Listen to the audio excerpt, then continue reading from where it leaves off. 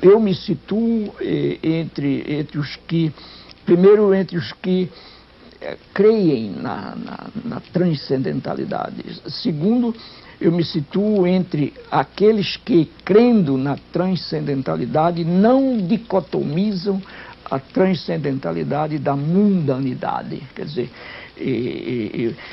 em primeiro lugar, até de um ponto de vista do próprio senso comum, eu não posso chegar lá a não ser a partir de cá. E se aqui é exatamente o ponto em que eu me acho para falar de lá, então é daqui que eu parto e não de lá. Eu respeito o direito que ele tem de dicotomizar, mas eu não aceito a dicotomia. Quer dizer, então isso coloca a questão da minha fé, não, da minha crença, que indiscutivelmente interfere na minha forma de pensar o mundo. Poucos dias antes de Darcy Ribeiro morrer, eu ouvi uma linda entrevista dele, que deve ter sido uma das últimas que ele deu, em que ele falava dessa questão, dessa passagem, não? E ele dizia, com muita seriedade, com muita amorosidade, que isso foi sempre o que ele foi, um homem sério e um homem amoroso, indiscutivelmente. E um homem corajoso, um homem que lidou com a vida-morte de maneira poética, inclusive. Não? E ele dizia, olha, se a questão da fé passasse mesmo pela razão crítica, eu até que teria fé. Eu me ri, ele rindo, amoroso, e dizia, não, eu fiz tudo, mas não deu.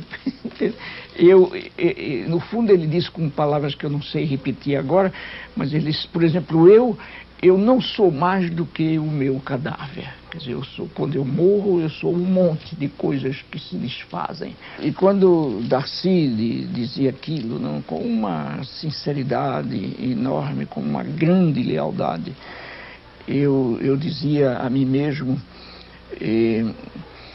que comigo o processo foi diferente, entende? Eu nunca precisei e nisso talvez eu esteja pouco humilde também, mas eu nunca precisei de brigar muito comigo mesmo para me compreender na fé, entende?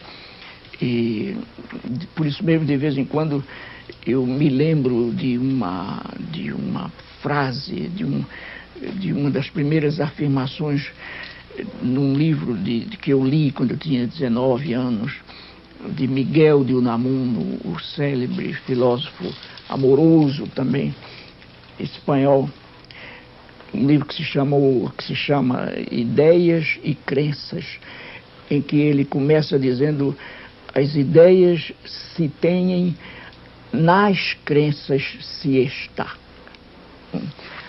E comigo o que vem se dando é isso mesmo, quer dizer, eu estou na minha fé, entende? Então eu nunca precisei, inclusive, de argumentações de natureza científica e filosófica para me justificar.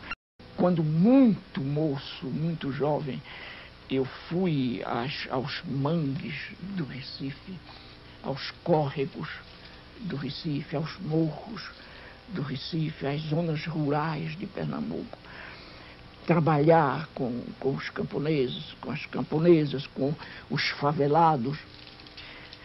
Eu confesso, sem nenhuma churumingas, eu confesso que fui até lá movido por uma certa lealdade ao Cristo de quem eu era mais ou menos camarada.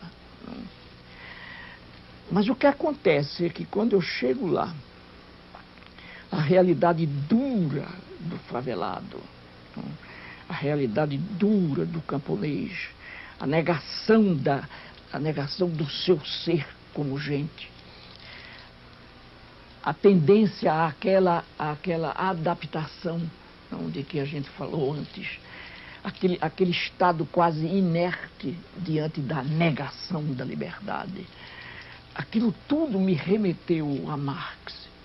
Eu sempre digo, não foram os camponeses que disseram a mim: Paulo, tu já leste Marx?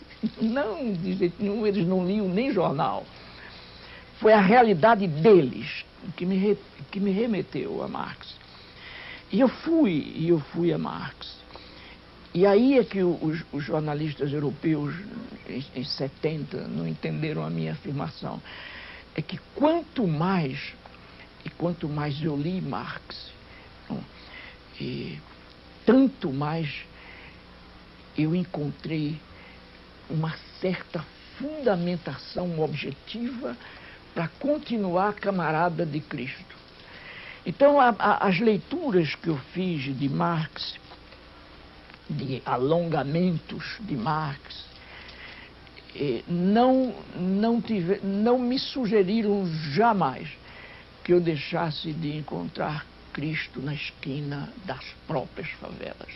Eu fiquei com Marx na mundanidade à procura de Cristo na transcendentalidade.